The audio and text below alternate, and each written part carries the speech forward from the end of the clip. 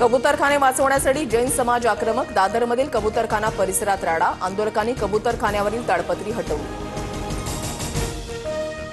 दादरमधील कबूतरखान्याजवळ जैन समाजाचे आंदोलक आणि पोलिसांमध्ये काही वेळ झटापट, तर नागरिकांनी शांतता राखावी, कायदा हातात घेऊ नये, मंत्री मंगलप्रभात लोढा यांचं आवाहन। दादर कबूतरखान्याजवळ आंदोलन करणारे बाहेरचे लोक। जैन ट्रस्टची लोक आंदोलनामध्ये नव्हती। आंदोलनाशी जैन ट्रस्टचा काही संबंध नव्हता, मंत्री मंगलप्रभात लोढा यांची प्रतिक्रिया। वनतारा व्यवस्थापनाच्या वरिष्ठ अधिकाऱ्यांसोबत मुख्यमंत्री फडणवीसांची चर्चा। महादेवी हत्तीं नांदणीमध्ये पुन्हा आणण्यासाठी सरकार याचिका करणार। महाराष्ट्र सरकारच्या याचिकेमध्ये वनताराही सहभागी होणार।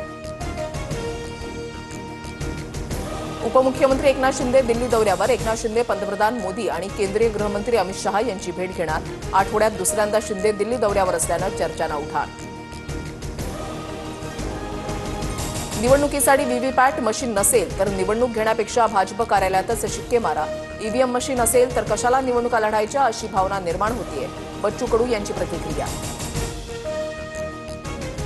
अमेरिकेत अदानींच्या विरुद्ध सुरू असलेल्या चौकशीमुळे पंतप्रधान मोदींचे हात बांधलेले, त्यामुळे मोदी ट्रम्प यांच्या धमक्यांच्या विरोधात उभे राहू शकत नाही। राहुल गांधींची मोदींवर टीका।